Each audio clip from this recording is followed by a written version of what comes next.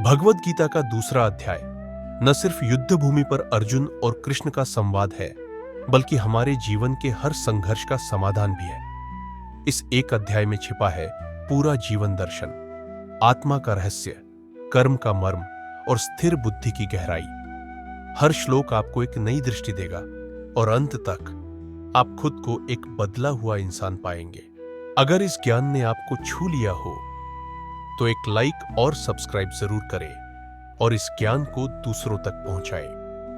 तो चलिए शब्दों से आगे बढ़कर अर्थ में उतरते हैं पूरे अध्याय 2 की एक यात्रा में। श्लोक 1। संजय उवाच तम तथा कृपयाविष्टमश्रु पूर्णाकुलेक्षणम् विषीदन्तमिदं वाक्यम उवाच मधुसूदनः। हिंदी अनुवाद। संजय बोले, करुणा से भरे हुए, आंसुओं से डबडबाई आंखों वाले और शोकग्रस्त अर्जुन से भगवान मधुसूदन ने यह वचन कहा। श्लोक 2। श्री भगवान उवाच कुतस्त्वा कश्मलमिदं विस्मय समुपस्थितम्। अनार्यजुष्टम स्वर्गीयम कीर्ति क्रमर्जुन। हिंदी अनुवाद। भगवान बोले, हे अर्जुन, यह मानसिक दुर्बलता और मोह तुम्हें इस कठिन समय में कैसे आ गया? यह उस मनुष्य के लिए तनिक भी अनुकूल नहीं है जो जीवन के मूल्य को जानता हो। यह न स्वर्ग की प्राप्ति कराती है और न ही यश देती है। श्लोक 3। क्लैब्यम मा स्म गमः पार्थ नैतत्त्वयुपपद्यते क्षुद्रम हृदय दौर्बल्यम त्यक्तवोत्तिष्ठ परंतप। हिंदी अनुवाद। हे पार्थ, इस कायरता को मत अपनाओ, यह तुम्हारे लिए उचित नहीं है। इस तुच्छ हृदय दुर्बलता को त्याग दो और उठो, युद्ध के लिए तैयार हो जाओ। तात्पर्य: वे अर्जुन को उसकी कमजोरी, मोह और भ्रम से बाहर निकालने का प्रयास करते हैं। श्री कृष्ण स्पष्ट करते हैं कि भावनात्मक दुर्बलता युद्ध भूमि में एक क्षत्रिय के लिए अनुचित है। श्लोक 4। अर्जुन उवाच कथम भीष्ममहं संख्ये द्रोणम च मधुसूदन इषुभिः प्रत्योत्स्यामि पूजार्हा वरिसूदन। अर्जुन ने कहा, हे मधुसूदन, इस युद्ध में मैं भीष्म और द्रोण जैसे पूज्य आचार्यों पर बाणों से कैसे वार करूं? वे तो पूजनीय है, हे अरिसूदन। श्लोक 5। गुरु नहत्वा ही महानुभावान श्रेयो भोक्तुम भैक्ष्यम पीह लोके हत्वार्थ कामांस्तु गुरु निहैव भुंजीय भोगान रुधिर प्रदिग्धान। हिंदी अनुवाद। इन महान आत्माओं जैसे गुरुजनों को मारकर भोग भोगने से तो इस संसार में भिक्षा मांगकर जीना श्रेष्ठ है, क्योंकि यदि हमने इन्हें मारा तो हम जो भी सुख भोगेंगे वे रक्त से सने होंगे। श्लोक 6। न चैतद विद्मः कत्रन्नो गरियो यद्वा जयेम यदि वा नो जयेयु यानेव हत्वा न जिजीविषामः ते वस्थिताः प्रमुखे धार्तराष्ट्रा। हिंदी अनुवाद। हमें यह भी नहीं मालूम कि हमारे लिए क्या श्रेष्ठ है, हम विजयी हों या वे। जिन्हें मारकर भी हम जीना नहीं चाहते, वे ही धृतराष्ट्र के पुत्र युद्ध भूमि में हमारे सामने खड़े हैं। तात्पर्य: इन श्लोकों में अर्जुन अपने मन की गहरी दुविधा व्यक्त करते हैं। वह धर्म संकट में है। एक ओर है उसके पूज्य गुरु और बंधु, दूसरी ओर है युद्ध और कर्तव्य। अर्जुन यह सोचकर व्यथित है कि अगर वह जीत भी गया तो उन अपनों की हत्या करके वह कैसा सुख भोगेगा। श्लोक 7। अर्जुन उवाच कार्पण्य दोषोपहत स्वभावः पृच्छामि त्वां धर्म सम्मूढ़ चेता यच्छ्रेयः स्यान्निश्चितं ब्रूहि तन्मे शिष्यस्तेहं शाधिमा त्वां प्रपन्नम। हिंदी अनुवाद। मुझ पर कायरता का दोष छा गया है और मैं धर्म के विषय में पूर्णतः भ्रमित हो गया हूं। मैं आपसे पूछता हूं कि मेरे लिए क्या वास्तव में श्रेष्ठ है? कृपया निश्चित रूप से बताइए। अब मैं आपका शिष्य बन गया हूं, आप मुझे उपदेश दें, क्योंकि मैं आपकी शरण में हूं। श्लोक 8। न ही प्रपश्यामि मम अपनुद्याद्यच्छोकमुच्छोषणमि इंद्रियाणाम अवाप्य भूमा वस्पत्नम वृद्धम राज्यम सुराणामपि चाधिपत्यम। हिंदी अनुवाद। मैं ऐसा उपाय नहीं देख पा रहा जो मेरी इंद्रियों को सुखा देने वाले इस शोक को दूर कर सके। भले ही मुझे इस पृथ्वी पर निष्कंटक समृद्ध राज्य या स्वर्ग के देवताओं का अधिपत्य ही क्यों न मिल जाए। संजय उवाच एवमुक्त्वा ऋषिकेशम गुडाकेशः परन्तपः न योत्स्य इति गोविंद मुक्त्वा तूष्णीम बभूवः। हिंदी अनुवाद। संजय ने कहा, इस प्रकार ऋषिकेश से कहकर नींद पर विजय प्राप्त करने वाले और शत्रुओं का दमन करने वाले अर्जुन ने मैं युद्ध नहीं करूंगा ऐसा कहकर गोविंद के सामने चुप्पी साध ली। तात्पर्य, इन श्लोकों में अर्जुन की मनोस्थिति एक निर्णायक मोड़ लेती है। वह स्वीकार करता है कि उसका स्वभाव कायरता और भ्रम से ग्रस्त हो गया है। अब वह श्री कृष्ण को केवल मित्र नहीं बल्कि गुरु मानकर स्वयं को उनका शिष्य घोषित करता है। श्लोक 10। संजय उवाच तमुवाच ऋषिकेशः प्रहसन्निव भारत सेनयोरुभयोर्मध्ये विषीदन् तमिदं वचः। 10। हिंदी अनुवाद। संजय ने कहा, हे भारत, उस समय युद्ध की दोनों सेनाओं के बीच खड़े शोक से व्याकुल अर्जुन से ऋषिकेश श्री कृष्ण ने मुस्कुराते हुए यह वचन कहा।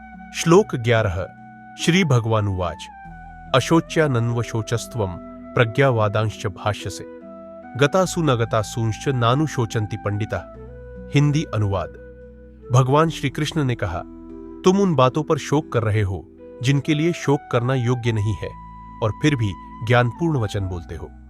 ज्ञानी व्यक्ति न मृत प्राणियों के लिए शोक करते हैं न ही जीवितों के लिए। श्लोक 12। न त्वेवाहं जातु नासम न त्वं नेमे जनाधिपाः न चैव न भविष्यामः सर्वे वयमतः परम। हिंदी अनुवाद। यह कभी नहीं हुआ कि मैं नहीं था, न तुम नहीं थे और न ये राजपुरुष, और आगे भी हम सभी कभी अस्तित्व से रहित नहीं होंगे। हम सदा रहते आए हैं और आगे भी रहेंगे। तात्पर्य, यहां से श्री कृष्ण का वास्तविक उपदेश प्रारंभ होता है। पहले श्लोक में वे मुस्कुराते हुए अर्जुन से संवाद करते हैं। यह मुस्कान करुणा और ज्ञान की है। दूसरे श्लोक में वे स्पष्ट करते हैं कि शोक और मोह ज्ञान के विपरीत है, और तीसरे श्लोक में आत्मा की शाश्वतता को उद्घाटित करते हैं। आत्मा न कभी जन्मी है न कभी मरेगी। यह जीवन और मृत्यु से परे है। यही आध्यात्मिक दृष्टि है जिससे अर्जुन को स्थित प्रज्ञ बनना है। श्लोक 13। देहिनोऽस्मिन्यथा देहे कौमारम यौवनम जरा तथा देहांतर प्राप्तिर्धीरस्तत्र न मुह्यति। हिंदी अनुवाद। जैसे इस शरीर में आत्मा शैशव, बाल्यावस्था, युवावस्था और फिर वृद्धावस्था को प्राप्त होती है, वैसे ही मृत्यु के पश्चात वह अन्य शरीर को प्राप्त होती है। इस परिवर्तन को ज्ञानी व्यक्ति भ्रम या शोक का कारण नहीं मानता। तात्पर्य, इस श्लोक में श्री कृष्ण पुनः आत्मा की शाश्वतता और शरीर की परिवर्तनशीलता को समझाते हैं। जिस प्रकार शरीर में अवस्थाएं बदलती रहती है, बचपन से जवानी और फिर बुढ़ापा, उसी तरह मृत्यु भी एक परिवर्तन मात्र है, आत्मा का एक देह से दूसरे देह में प्रवेश करना। जो इस सत्य को जानता है वह मृत्यु या परिवर्तन से विचलित नहीं होता। मात्रा स्पर्शास्तु कौन्तेय शीतोष्ण सुख दुःखदा अग्मापायिनो नित्यास्तान स्थितिक्षस्व भारत। हिंदी अनुवाद। हे कौन्तेय, अर्जुन, इंद्रियों के विषयों से संपर्क से उत्पन्न होने वाले सर्दी गर्मी, सुख दुख जैसे अनुभव क्षणिक है, आते हैं और चले जाते हैं। हे भारतवंशी, तू उन्हें सहन करना सीख। तात्पर्य, श्री कृष्ण यहां अर्जुन को मानसिक संतुलन और सहिष्णुता का संदेश देते हैं। इंद्रिय संपर्क से उत्पन्न होने वाले अनुभव जैसे सुख दुख, सर्दी गर्मी आदि अस्थायी है, वे आते जाते रहते हैं। ज्ञानी व्यक्ति इन परिवर्तनों में फंसता नहीं बल्कि धैर्यपूर्वक उन्हें सहता है। यही आध्यात्मिक दृढ़ता की शुरुआत है। श्लोक 15। यम हि न व्यथयन्त्येते पुरुषम पुरुषर्षभ समदुःख सुखम धीरम सोमृतत्वाय कल्पते। हिंदी अनुवाद। हे श्रेष्ठ पुरुष अर्जुन, जो व्यक्ति सुख और दुख से विचलित नहीं होता और जो संभव में स्थित रहता है, वही धीर स्थिर बुद्धि वाला मनुष्य अमृतत्व मोक्ष के योग्य होता है। तात्पर्य, इस श्लोक में श्री कृष्ण यह स्पष्ट करते हैं कि आत्मज्ञान और मोक्ष की प्राप्ति उसी को होती है जो जीवन में आने वाले सुख दुख को समान दृष्टि से देखता है। बाह्य परिस्थितियां उसकी आंतरिक शांति को नहीं डिगा सकती। ऐसा धैर्यवान, विवेकी और स्थिर चित्त वाला व्यक्ति ही आध्यात्मिक उन्नति का अधिकारी होता है। असतो विद्यते भावो नाभावो विद्यते सतः उभयोरपि दृष्टोन्तस्त्वनयोस्तत्वदर्शिभिः। हिंदी अनुवाद: जो असत्य अस्थायी है उसका कोई अस्तित्व नहीं होता, और जो सत्य शाश्वत है उसका अभाव नहीं होता। इन दोनों का यथार्थ स्वरूप तत्व को जानने वालों द्वारा देखा गया है। तात्पर्य: यह श्लोक सत्य और असत्य, स्थायी और अस्थायी के बीच का स्पष्ट अंतर दर्शाता है। श्री कृष्ण बताते हैं कि यह भौतिक संसार नश्वर है, जबकि आत्मा शाश्वत और अमर है। जो तत्वदर्शी ज्ञानी है वे इस भेद को भली भांति समझते हैं और इसी आधार पर जीवन में विवेकपूर्ण निर्णय लेते हैं। अविनाशी तु तद्विद्येन सर्वमिदं ततम् विनाशम अव्ययस्यास्य न कश्चित् कर्तुमर्हति। हिंदी अनुवाद: जिससे यह संपूर्ण संसार व्याप्त है उसे तुम अविनाशी समझो। इस अव्यय अपरिवर्तनीय आत्मा का विनाश कोई नहीं कर सकता। तात्पर्य: यहां श्री कृष्ण आत्मा के शाश्वत और सर्वव्यापक स्वरूप को स्पष्ट करते हैं।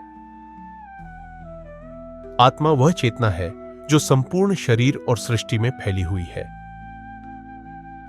वह नष्ट नहीं होती, ना ही किसी के द्वारा नष्ट की जा सकती है। यह आत्मा अनादि, अविनाशी और अपरिवर्तनीय है।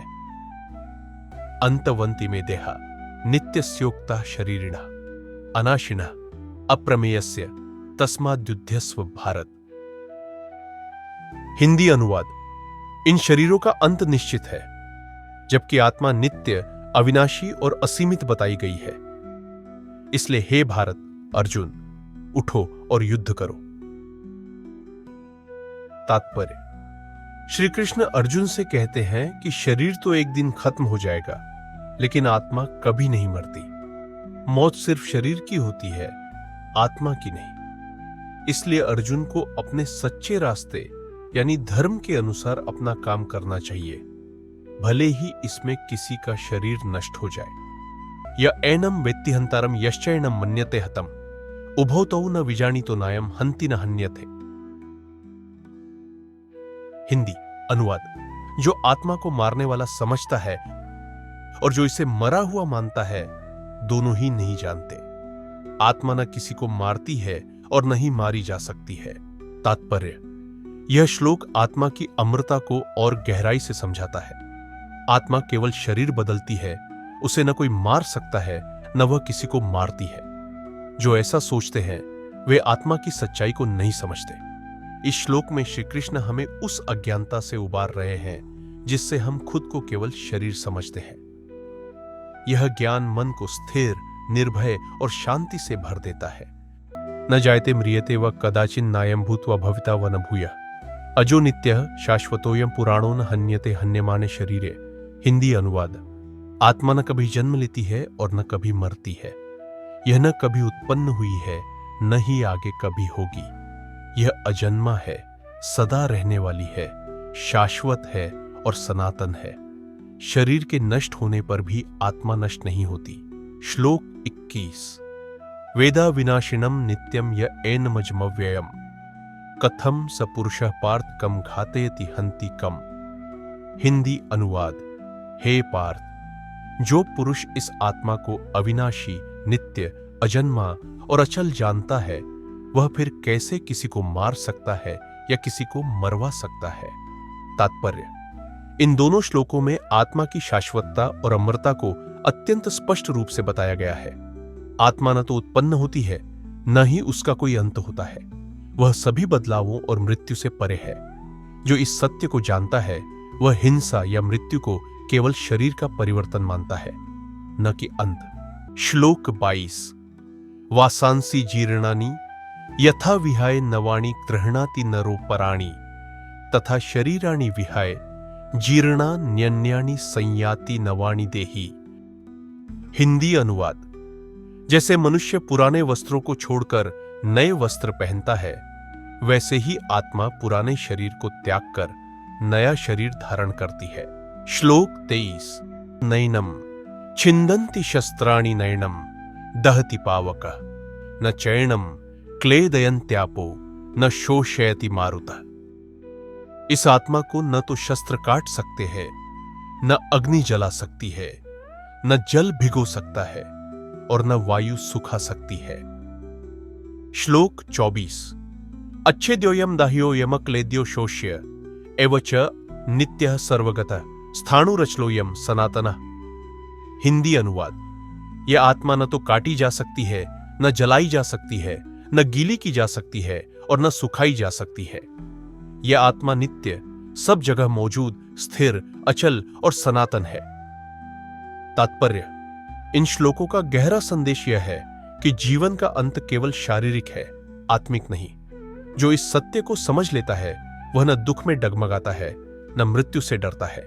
यह ज्ञान ही आत्मिक शांति और धैर्य की कुंजी है। अव्यक्तो यम चिंत्यो यम विकार्यो यमुच्यते तस्मादेवं विदित वर्णम नानुशोचितुम अर्हसि। हिंदी अनुवाद। यह आत्मा अव्यक्त है, इसे देखा नहीं जा सकता। यह विचार से परे है और परिवर्तन रहित है। इस प्रकार इसे जानकर तुम्हें इसके लिए शोक नहीं करना चाहिए। श्लोक 26। अच्छैनम नित्य जातम नित्यम व मन्यस्य मृतम तथापि त्वम महाबाहो नैनम शोचितुम अर्हसि। हिंदी अनुवाद। और यदि तुम इसे बार बार जन्म लेने वाली या सदा के लिए मरने वाली आत्मा मानते हो, तब भी हे महाबाहु अर्जुन, तुम्हें इसके लिए शोक नहीं करना चाहिए। श्लोक 27। जातस्य हि ध्रुवो मृत्युर्ध्रुवम जन्म मृत्स्यच तस्मात् परिहार्येऽर्थेन त्वं शोचितुमर्हसि। हिंदी अनुवाद। जो जन्म लेता है उसकी मृत्यु निश्चित है और जो मरता है उसका जन्म भी निश्चित है। इसलिए जो टालने योग्य नहीं है उसके लिए तुम्हें शोक नहीं करना चाहिए। तात्पर्य। इन श्लोकों में श्री कृष्ण अर्जुन को समझाते हैं कि आत्मा को मारा नहीं जा सकता और शरीर केवल एक वस्त्र की तरह है। अगर आत्मा को अमर न भी माना जाए और केवल जन्म मृत्यु को ही सच माना जाए, तब भी शोक का कोई कारण नहीं है। श्लोक 28। अव्यक्तादीनि भूतानि व्यक्त मध्यानि भारत अव्यक्त निधनन्येव तत्र का परिदेवना। हिंदी अनुवाद। हे भारत, सभी प्राणी जन्म से पहले दिखाई नहीं देते, जीवन में थोड़ी देर के लिए दिखते हैं और फिर मृत्यु के बाद फिर से अदृश्य हो जाते हैं। तो जब यह स्वाभाविक प्रक्रिया है, तब शोक क्यों करना। श्लोक 29वां। आश्चर्यवत् पश्यति कश्चिदेन माश्चर्यवद् वदति तथैव चान्यः आश्चर्यवच्चैन्मन्यः शृणोति श्रुत्वाप्येनम् वेद न चैव कश्चित्। हिंदी अनुवाद। कोई आत्मा को बहुत अनोखा मानकर देखता है, कोई उसे हैरान होकर समझाता है, कोई ध्यान से सुनता है, लेकिन फिर भी बहुत कम लोग ही उसे सच में समझ पाते हैं। श्लोक 30। देहि नित्यम अवध्योयम देहे सर्वस्य भारत तस्मात् सर्वाणि भूतानि न त्वं शोचितुम अर्हसि। हिंदी अनुवाद। हे भारत, यह आत्मा सभी शरीरों में सदा अवध्य, जिसे मारा नहीं जा सकता है। इसलिए सभी प्राणियों के लिए तुम्हें शोक नहीं करना चाहिए। तात्पर्य। श्री कृष्ण अर्जुन को यह समझा रहे हैं कि आत्मा नित्य, अदृश्य और अविनाशी है। वह न तो जन्म लेती है और न मरती है, केवल शरीर बदलती है। चूंकि आत्मा का मूल स्वरूप अव्यक्त और चिरस्थायी है, इसलिए उसके लिए शोक करना अज्ञानता है। श्लोक 31। स्वधर्ममपि चावेक्ष्य न विकम्पितुमर्हसि धर्म्याद्धि युद्ध श्रेयो न्यत् क्षत्रियस्य न विद्यते। हिंदी अनुवाद। तुम्हें अपने क्षत्रिय धर्म को देखकर भी विचलित नहीं होना चाहिए, क्योंकि धर्म युक्त युद्ध से बढ़कर क्षत्रिय के लिए कोई कल्याणकारी कार्य नहीं होता। श्लोक 33। यदृच्छया चोपन्नम स्वर्ग द्वारम पावृतम सुखिनः क्षत्रियाः पार्थ लभन्ते युद्धमीदृशम। हिंदी अनुवाद। हे पार्थ, यह युद्ध तुम्हें स्वतः ही प्राप्त हुआ है, जो स्वर्ग के द्वार के समान खुला हुआ है। ऐसे युद्ध को प्राप्त कर क्षत्रिय धन्य होते हैं। श्लोक 33। अच्छेत्त्वमिमं धर्म्यं संग्रामं न करिष्यसि तथा स्वधर्मम कीर्तिम च हित्वा पापम वाप्स्यसि। हिंदी अनुवाद। और यदि तुम इस धर्मयुक्त युद्ध से पीछे हटोगे तो अपने धर्म और कीर्ति दोनों को खोकर पाप को प्राप्त करोगे। तात्पर्य। इन श्लोकों में श्री कृष्ण अर्जुन को उसके क्षत्रिय धर्म की याद दिलाते हैं। वह बताते हैं कि यह युद्ध केवल एक लड़ाई नहीं बल्कि धर्म की रक्षा है। यदि वह इससे पीछे हटता है तो अपने कर्तव्य और यश दोनों को खो देगा। श्लोक 34। अकीर्तिं चापि भूतानि कथयिष्यन्ति ते व्ययाम संभावितस्य चाकीर्तिर्मरणादतिरिच्यति। हिंदी अनुवाद। लोग सदा तुम्हारी निंदा करेंगे और सम्मानित व्यक्ति के लिए अपकीर्ति मृत्यु से भी बढ़कर होती है। श्लोक 33। भयात्रणादुपर्तम मनस्यन्ते त्वाम महारथा येषां च त्वं बहुमतो भूत्वा यास्यसि लाघवम्। हिंदी अनुवाद। महान योद्धा समझेंगे कि तुम डर के कारण युद्ध से पीछे हटे और जिन्होंने तुम्हें पहले बहुत मान दिया था वे भी तुम्हें तुच्छ समझेंगे। श्लोक 33। अवाच्य वादांश बहुन्वदिष्यन्ति तवाहिता निंदन्तस्तव सामर्थ्यम ततो दुहोक्तरम नु किम। तुम्हारे शत्रु तुम्हारे बारे में बहुत सी अपमानजनक बातें कहेंगे और तुम्हारी शक्ति का अपमान करेंगे। इससे अधिक दुखद क्या हो सकता है। तात्पर्य। इन श्लोकों में श्री कृष्ण अर्जुन को उसकी कीर्ति और समाज की दृष्टि से प्रेरित कर रहे हैं। वे कहते हैं कि अगर तुम अपने धर्म और कर्तव्य से पीछे हटते हो तो लोग तुम्हारी निंदा करेंगे, तुम्हें डरपोक समझेंगे और तुम्हारा सम्मान समाप्त हो जाएगा। कीर्ति और सम्मान की रक्षा करना भी योद्धा का धर्म है। श्लोक 37। हतो वा प्राप्स्यसि स्वर्गम जित्वा वा भोक्ष्यसे महिम तस्मादुत्तिष्ठ कौन्तेय युद्धाय कृत निश्चय। हिंदी अनुवाद। यदि तू युद्ध में मारा गया तो स्वर्ग प्राप्त करेगा और यदि विजयी हुआ तो पृथ्वी का राज्य भोगेगा। इसलिए हे अर्जुन, तू युद्ध के लिए संकल्प पूर्वक उठ। श्लोक 38। सुख दुखे समय कृत्वा लाभालाभो जया जयो ततो युद्धाय युज्यस्व नैवं पापम वाप्स्यसि। हिंदी अनुवाद। सुख दुख, लाभ हानि और विजय पराजय को समान समझकर युद्ध कर। ऐसा करने से तू पाप को नहीं पाएगा। श्लोक 39। ऐषा ते स्पिहिता सांख्य बुद्धिर्योगे त्विमां शृणु अवन बुद्धया युक्तो यया पार्थ कर्मबंधम प्रहास्यसि। हिंदी अनुवाद। अब तक मैंने तुझसे सांख्य योग की बुद्धि कही, अब तू कर्म योग की बुद्धि सुन। हे पार्थ, उस बुद्धि से युक्त होकर तू कर्म के बंधन को छोड़ सकेगा। तात्पर्य। इन श्लोकों में श्री कृष्ण अर्जुन को कर्म के प्रति निर्भय और निष्काम बनने का मार्ग दिखाते हैं। मृत्यु हो तो स्वर्ग है और जीत हो तो सम्मानित जीवन, दोनों ही स्थितियां लाभकारी है। कर्म करते हुए सफलता या असफलता की चिंता नहीं करनी चाहिए। श्री कृष्ण अब उसे कर्मयोग की ओर ले जाते हैं जहां बुद्धि के साथ कर्म करने से बंधन समाप्त हो जाते हैं। श्लोक 40। नेहाभिक्रमणाशोस्ति प्रत्यवायो न विद्यते स्वल्पम्प्यस्य धर्मस्य त्रायते महतो भयात्। हिंदी अनुवाद। इस मार्ग, आध्यात्मिक साधना या निष्काम कर्म योग में कोई भी प्रयास व्यर्थ नहीं जाता और कोई नुकसान नहीं होता। इस मार्ग का थोड़ा सा भी पालन मनुष्य को बड़े भय जैसे जन्म मरण के चक्र से बचा सकता है। श्लोक 41। व्यवसायत्मिका बुद्धिरेकेह कुरुनंदन बहुशाखा ह्यनंताश्च बुद्धयो व्यवसायिनाम। हिंदी अनुवाद। हे कुरुनंदन, इस योग में जिनकी बुद्धि स्थिर और दृढ़ निश्चयी होती है वे एक लक्ष्य पर केंद्रित रहते हैं, लेकिन जो लोग निर्णयहीन होते हैं उनकी बुद्धि अनेक दिशाओं में भटकती है। तात्पर्य।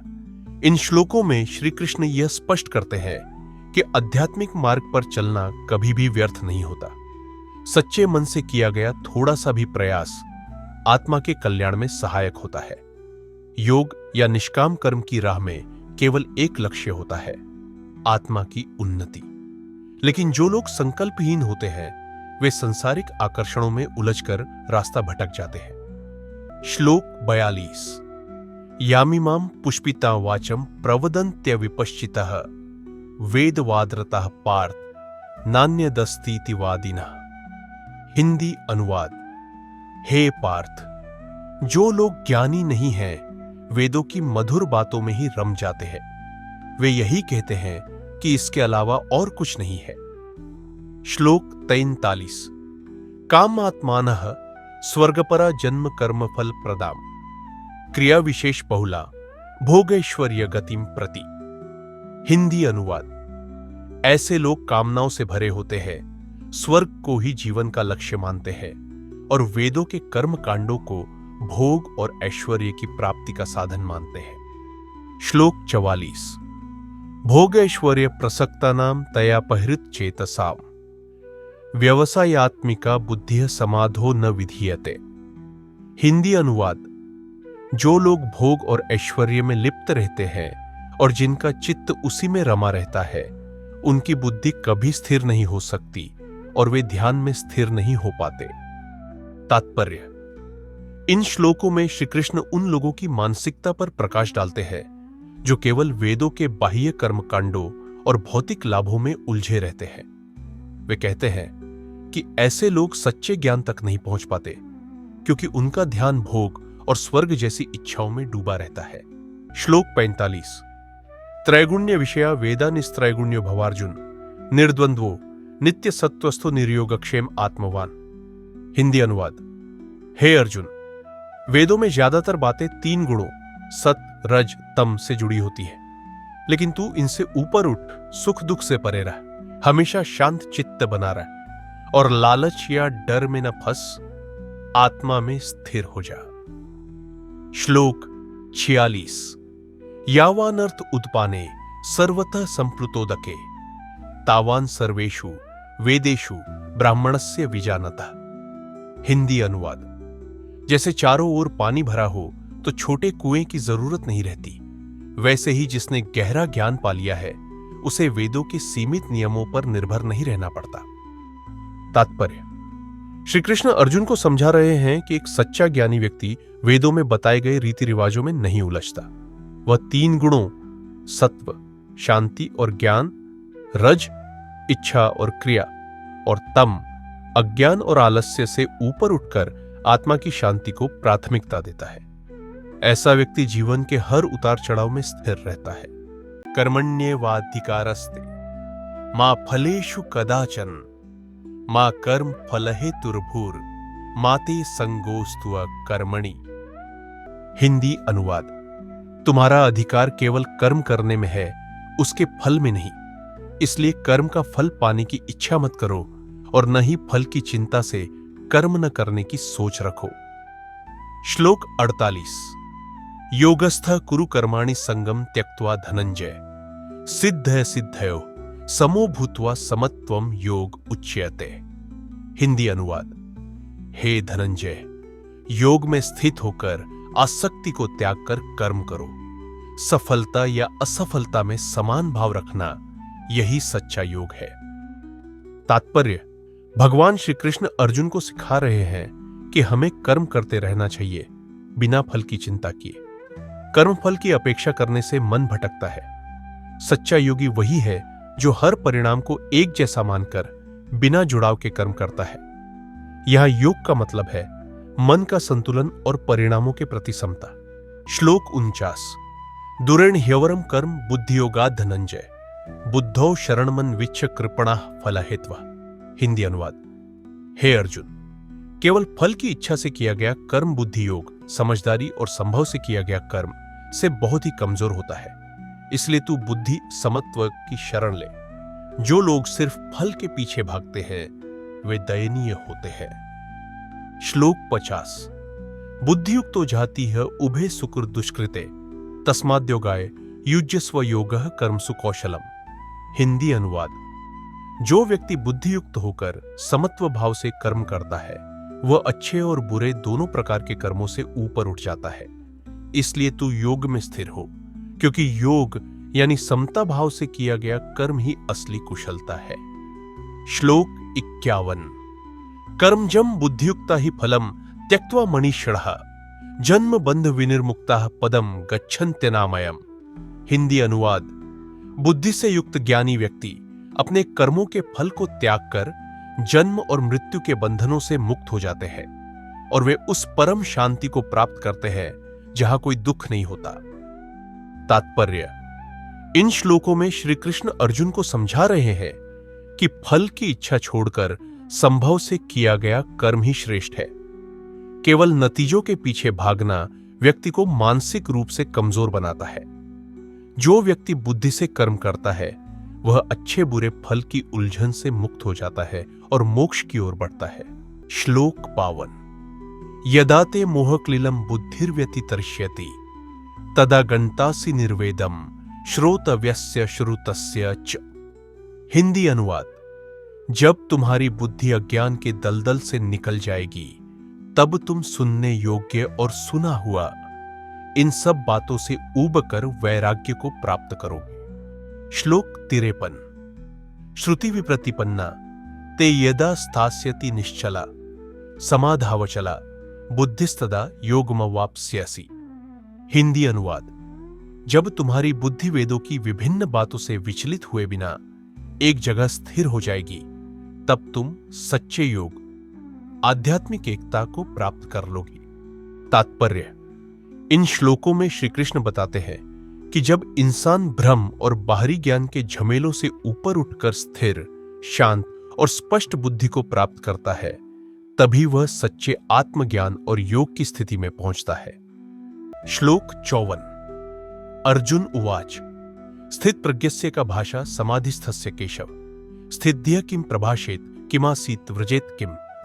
हिंदी अनुवाद। अर्जुन ने पूछा, हे केशव, जो व्यक्ति पूरी तरह से स्थिर बुद्धि वाला स्थित प्रज्ञ हो गया है उसकी पहचान क्या है? वह कैसा बोलता है, कैसे बैठता है और कैसे चलता है? श्लोक 55। श्री भगवान उवाच प्रजाति यदा कामान सर्वान् पार्थ मनोगतान् आत्मन्येवात्मना तुष्टः स्थित प्रज्ञस्तदोच्यते। हिंदी अनुवाद। भगवान श्री कृष्ण ने कहा, हे पार्थ, जब कोई व्यक्ति मन में उठने वाली सभी इच्छाओं को त्याग देता है और अपने ही आत्मा में संतुष्ट रहता है तभी वह स्थित प्रज्ञा कहलाता है। श्लोक 56। दुःखेष्वनुद्विग्न मनः सुखेषु विगत स्पृह वीतराग भय क्रोधः स्थित धीर्मुनिरुच्यते। हिंदी अनुवाद। जो व्यक्ति दुखों में विचलित नहीं होता, सुख में आसक्ति नहीं रखता और जिसने राग, भय और क्रोध को जीत लिया है वह स्थिर बुद्धि वाला मुनि कहलाता है। तात्पर्य: अर्जुन की जिज्ञासा है कि ऐसा व्यक्ति जिसकी बुद्धि पूरी तरह स्थिर हो गई हो वह व्यवहार में कैसा होता है। श्री कृष्ण बताते हैं कि ऐसा व्यक्ति भीतर से पूर्ण संतुष्ट होता है। उसे ना तो सुख में आकर्षण होता है और ना ही दुख में बेचैनी। वह इच्छाओं, भय, क्रोध और मोह से मुक्त हो जाता है। श्लोक 57। यह सर्वत्रान्भिस्नेहस्तत्तत् प्राप्य शुभाशुभम नाभिनंदति न द्वेष्टि तस्य प्रज्ञा प्रतिष्ठिता। हिंदी अनुवाद। जो व्यक्ति हर जगह आसक्ति लगाव से रहित होता है, शुभ, अच्छी या अशुभ, बुरी स्थिति मिलने पर न तो हर्षित होता है और न ही घृणा करता है, उसकी बुद्धि स्थिर मानी जाती है। श्लोक 58। यदा संहर्ते चाय कुर्मुंगानीव सर्वशः इंद्रियानीन्द्रियार्थेभ्यस्तस्य प्रज्ञा प्रतिष्ठिता। हिंदी अनुवाद। जैसे कछुआ अपने अंगों को पूरी तरह भीतर खींच लेता है, वैसे ही जब कोई व्यक्ति अपनी इंद्रियों को विषयों से पूरी तरह खींच लेता है तब उसकी बुद्धि स्थिर मानी जाती है। तात्पर्य: इन श्लोकों में भगवान श्री कृष्ण बता रहे हैं कि सच्चे ज्ञानी की पहचान क्या है। वह न तो सुख मिलने पर फूला नहीं समाता है और न ही दुख में टूटता है। वह किसी चीज से जरूरत से ज्यादा जुड़ाव नहीं रखता। जैसे कछुआ खतरे में अपने अंग समेट लेता है, वैसे ही ज्ञानी अपनी इंद्रियों को संयम में रखता है। 3 गुण सत, रज, तम का असर तब कम होता है जब मन स्थिर हो और इंद्रियां नियंत्रित हो। श्लोक 59। विषया विनिवर्तन्ते निराहारस्य देहिनः रसवर्जम रसोप्यस्य परम दृष्ट्वा निवर्तते। हिंदी अनुवाद। जब कोई इंसान अपनी इंद्रियों को विषयों, भौतिक सुखों से दूर करता है तो वह उनसे बाहरी रूप से तो दूर हो जाता है, लेकिन उनके प्रति अंदर की इच्छा रस बनी रहती है। पर जब वह आत्मा के उच्च सुख परम सत्य का अनुभव कर लेता है, तब वह भीतर से भी इन इच्छाओं को छोड़ देता है। श्लोक 60। यततो ह्यपि कौन्तेय पुरुषस्य विपश्चितः इंद्रियाणि प्रमाथिनि हरन्ति प्रसभम मनः। हिंदी अनुवाद। हे अर्जुन, जब कोई व्यक्ति ज्ञानी और समझदार भी होता है, फिर भी उसकी इंद्रियां अक्सर भटकती है और मन को विचलित कर देती है। तात्पर्य: 3 गुणों सत, रज, तम के प्रभाव से इंद्रियां हमेशा विषयों की ओर भागती रहती है। बाहरी नियंत्रण के बावजूद जब तक अंदर से संतोष नहीं आता, तब तक इच्छाएं बनी रहती हैं। लेकिन जब कोई व्यक्ति आत्मिक आनंद का अनुभव करता है, तो ये इच्छाएं अपने आप शांत हो जाती हैं। श्लोक 61। तानि सर्वाणि संयम्य युक्त आसीत मत्परः वशे हि यस्येन्द्रियाणि तस्य प्रज्ञा प्रतिष्ठिता। हिंदी अनुवाद। जो व्यक्ति अपनी सभी इंद्रियों को संयमित कर लेता है और मन से मुझे भगवान समर्पित होकर स्थिर रहता है, उसकी बुद्धि सच्चे अर्थों में स्थिर मानी जाती है। श्लोक 62। ध्यायतो विषयान् पुंसः संगस्ते शुपजायते संगात संजायते कामः कामात् क्रोधो भिजायते। हिंदी अनुवाद। जब कोई व्यक्ति बार बार भौतिक विषयों, इच्छाओं का चिंतन करता है, तो उनसे मोह, लगाव उत्पन्न होता है। मोह से कामना जन्म लेती है और कामना के अधूरी रह जाने पर क्रोध पैदा होता है। तात्पर्य संक्षेप में, इंद्रियों पर नियंत्रण ही बुद्धिमानी की असली पहचान है। जब हम विषय वासनाओं का लगातार चिंतन करते हैं, तो मन उनसे बंधता चला जाता है। यही बंधन आगे चलकर इच्छा, फिर क्रोध और अंततः मानसिक अशांति का कारण बनता है। श्लोक 63। क्रोधात् भवति सम्मोह सम्मोहात् स्मृति विभ्रमः स्मृतिभ्रंशात् बुद्धिनाशो बुद्धिनाशात् प्रणश्यति। हिंदी अनुवाद। क्रोध से भ्रम पैदा होता है, भ्रम से स्मृति, सही सोच कमजोर होती है। स्मृति के नष्ट हो जाने से बुद्धि का नाश हो जाता है, और जब बुद्धि नष्ट हो जाती है, तब व्यक्ति का पतन हो जाता है। श्लोक 64। राग द्वेष विमुक्तैस्तु विषयान् इंद्रियैश्चरन् आत्मवश्यैर्विधेयात्मा प्रसादमधिगच्छति। हिंदी अनुवाद।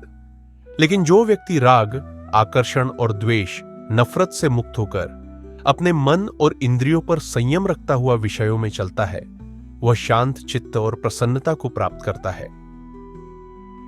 तात्पर्य: श्री कृष्ण ने बताया कि इच्छा और क्रोध की श्रृंखला में कैसे एक विचार पूरे जीवन को बर्बादी की ओर ले जा सकता है। लेकिन वही मनुष्य जो अपने भीतर की आसक्ति और नफरत से ऊपर उठकर आत्म संयम से जीवन जीता है, वह अंततः सच्ची शांति और संतुलन को प्राप्त करता है। श्लोक 65। प्रसादे सर्वदुःखानां हानिरस्योपजायते प्रसन्न चेतसो ह्याशु बुद्धि पर्यवतिष्ठते। हिंदी अनुवाद। जब मन शांत और प्रसन्न होता है, तब सभी दुख धीरे धीरे समाप्त हो जाते हैं। ऐसा व्यक्ति बहुत जल्दी स्थिर और स्पष्ट बुद्धि प्राप्त कर लेता है। श्लोक 66। नास्ति बुद्धिर्युक्तस्य न चायुक्तस्य भावना न चाभावेतः शांतिर्शांतस्य कुतः सुखम। हिंदी अनुवाद।